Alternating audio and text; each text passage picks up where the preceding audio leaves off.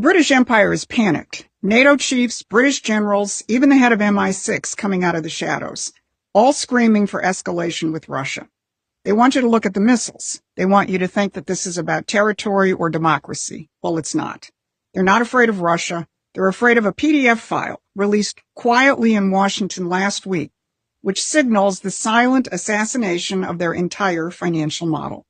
The weapon that is terrifying London isn't a hypersonic missile. It's this. Now, it sounds boring, it looks bureaucratic, but inside these pages is the end of the City of London's mandate to loot the American economy. Don't let the name fool you.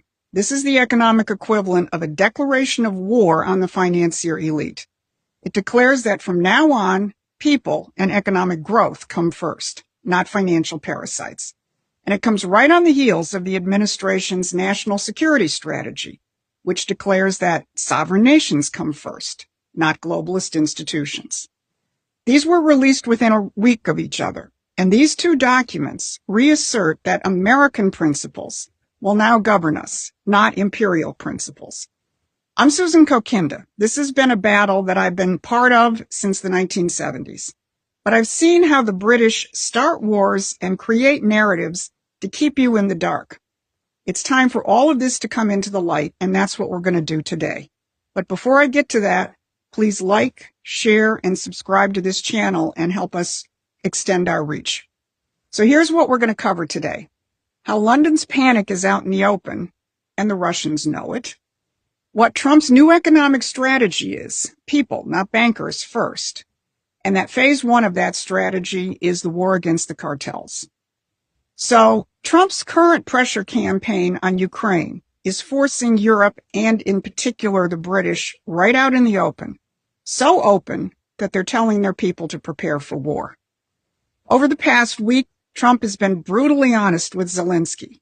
You're losing, you need to hold elections, and oh, by the way, you're completely corrupt.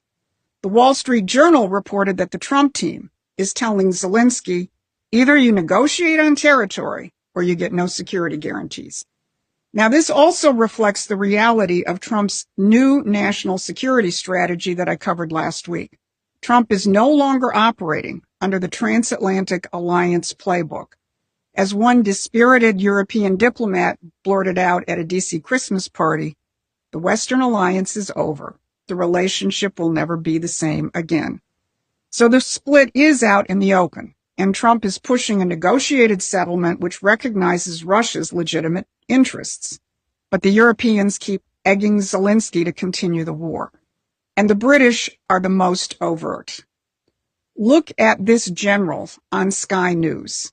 He didn't talk about peace. He warned that the United Kingdom's sons and daughters need to be ready to fight. Perhaps the most obvious impact on all of us will be the cost of building this resilience. Sons and daughters, colleagues, veterans will all have a part to play, to build, to serve, and if necessary, to fight. And more families will know what sacrifice for our nation means. And it's not just the military. The new head of MI6, whose grandfather, by the way, was on the side of the Ukrainian Nazis, warned, we are now operating in a space between peace and war. We all continue to face the menace of an aggressive, expansionist, and revisionist Russia seeking to subjugate Ukraine and harass NATO. But Putin should be in no doubt our support is enduring. The pressure we apply on Ukraine's behalf will be sustained. Guess who else sees that it is the British who are keeping the war going? Russia's Foreign Intelligence Service, and they're saying the quiet part out loud, as this headline shows, that they say that it's the United Kingdom which is undermining Trump's Ukraine peace efforts. And they also report that the United Kingdom has pushed the European Union to seize Russian assets, not just to fund Ukraine, but to kill any U.S.-led settlement. And they also report that it's the United States which was opposed to that. So the real strategic battle lines have not been this clear in a century. Britain is pushing war, the United States is pushing peace, and Russia is fingering the British. Now, we've established that the British are openly preparing for war while Trump pushes peace. But here's where most coverage stops, and where we're just getting started. The real question is, why are they so desperate? What makes the British establishment willing to risk their own sons and daughters in a shooting war with a nuclear power? It's not ideology, it's not democracy, it's something much more concrete and much more vulnerable. Because when the empire starts talking openly about war, it's because they're losing economic control. Now, if you want to understand the economic war behind the shooting war, I want you to go to Promethean Action and subscribe to our free newsletter, because we don't just show you the battlefield that most people miss. We show you how to win the war. Because what I'm about to show you next is the document that has London more terrified than they are of any Russians. It's the Financial Stability Oversight Council 2025 Annual Report.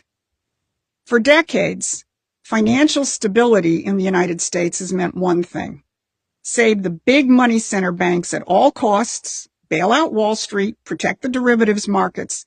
Meanwhile, the real economy, manufacturing, wages, household income, this is all sacrificed to keep the casino running. But the 2025 FSOC report flips this on its head. It explicitly prioritizes economic stability and security and household income stability over the financial system. Treasury Secretary Bessent drilled down on that when he addressed the Financial Stability Oversight Council on December 11. He said, "The twin priorities of economic growth and economic security will guide the Council's future approach to identifying priorities." Now remember that. Twin priorities of economic growth and security. Then, in his chairperson's letter of introduction, Bessent said, "Economic security requires the U.S. financial system to reliably provide the resources necessary to enable the real economy to support domestic production capacity, American standard of living, and our core values." And the report also announces the creation of a new Household Resiliency Working Group to give priority to people in households, not just financial entities. Now, a normal person would think that all these things are no-brainers. That's what a government should be doing. But here's the brutal truth. That hasn't been the policy of the FSOC. Its policy has been to save the financial parasites. So this report is as revolutionary as the new national security strategy. And to understand just how revolutionary this financial report is, you need to know where the FSOC came from. And here's something that should get your blood boiling. Who was deeply involved in the policy fights over the shape of the post-2008 crash world when Dodd-Frank was being shaped? Lord Peter Mandelson, in his role as EU Trade Commissioner, and Larry Summers, Obama's National Economic Council Director. Lord Mandelson, Tony Blair's right-hand man, one of the most connected figures in the City of London, and until recently, Britain's ambassador to the Trump administration, before he was sacked because of his Epstein ties. And Larry Summers, who was just outed for his Epstein connections and had to resign from his position at Harvard. So for all those people who have wanted to see the names in the Epstein files, here's two pretty big ones, Mandelson and Summers, key architects of Dodd-Frank, which protected the offshore British-controlled financial model. And now the FSOC, the institution they created to protect their financial power, is being retooled to grow the real economy and protect American households. Coincidence? You decide. But this new report is just part of a total reshaping of the U.S. economy along these people-first lines. Yesterday, Vice President Vance spoke in Pennsylvania about what the Trump administration is doing for American families. I remember what it's like when you have to choose between putting food on the table or getting the prescription that you need to stay healthy. And that is not a life that Donald Trump or I want for the citizens in the greatest country in the world. We don't want a single parent or grandparent to have to look at their checking account and decide whether they're going to buy food or whether they're going to buy medicine this month. We are fighting for you every single day. Now, in there, JD hit two critical pain points: food and healthcare. And add to that housing, and you immediately run into the bigs. Big ag, big pharma, big finance. In other words, the cartels. Cartels are a cornerstone of an imperial financialized system where real economic activity is sacrificed to feed a financial income stream that feeds the mega institutions. And the result is inflation, a hollowed out economy, and no middle class. And that's what this administration is taking head on in critical areas. Start with food. The administration has targeted the beef cartels. Peter Navarro just did a very powerful 1-minute video on X explaining how 4 massive conglomerates, many with deep foreign ties, have controlled over 80% of our beef supply. They underpay the rancher, overcharge you at the grocery store, and that's the definition of a colonial economic policy. The new directive from the administration targets this monopoly directly, treating food security as national security. The second target is Big Pharma and the insurance companies. This is the crown jewel of a financialized economy. They don't produce health, they produce bills. Trump and the team led by RFK Jr. have taken on Big Pharma like no one ever has, and Trump minces no words when it comes to the insurance companies. Here's how Vance put it yesterday. One of the things the president has said is we have the weirdest health insurance system in the world, where we tax money from all these great Americans out here, and then we give boatloads of money to the insurance companies. Why don't we give that money to the American people and let them buy insurance that works for them and their families? Third, housing. The FSOC report makes it clear. Household income stability is the goal, but you can't have stable households when BlackRock and foreign hedge funds are buying up entire neighborhoods to turn America into a nation of renters. And the administration has compared the big home building companies to OPEC and challenged them to start building. And finally, the most dangerous cartel of all, the narco-trafficking cartel. Now, it would take a whole broadcast in itself, but the important thing to remember is that all of Trump's actions, declaring fentanyl a weapon of mass destruction, hitting the Venezuelan drug boats, and everything else he's doing on this front, this doesn't just hit at the tragic consequences of drugs. This goes straight at the trillions of dollars of dirty money, which keeps the City of London-centered financial system afloat. See the pattern? Beef, pharma, housing, dope. These aren't just industries, legal or otherwise. They are extraction and control mechanisms of the British system. And breaking them up isn't just good economics. It's a strategic blow to the empire. So when you see the headlines about World War III, don't just look at missiles. Look at the money. When you hear British spooks preparing the population for war, understand what they're really defending. A centuries-old system of financial control that is dying. The 2025 FSOC report is a declaration. It says we're done prioritizing your casinos over our people.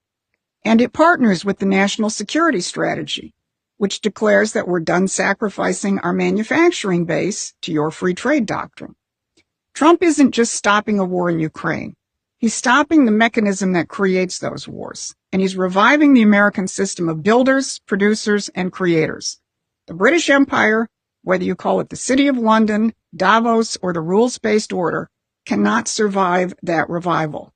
This is the economic war behind the shooting war. And it's a war the British establishment cannot afford to lose, because if they do, it's game over. This is why you need to join Promethean Action as a subscriber or a paying member. We're building a movement to understand this fight and a movement that knows how to win it. The American people are waking up. Blue-collar workers are seeing the biggest wage growth in 60 years. Steel towns left for dead are roaring back to life, and the old lies that we need foreign wars to be prosperous and that we need to offshore our jobs to be competitive are finally crumbling. And once you see the truth, you can't unsee it. So this has been your midweek update. Thanks for watching. Please take a moment and subscribe to our free newsletter at PrometheanAction.com.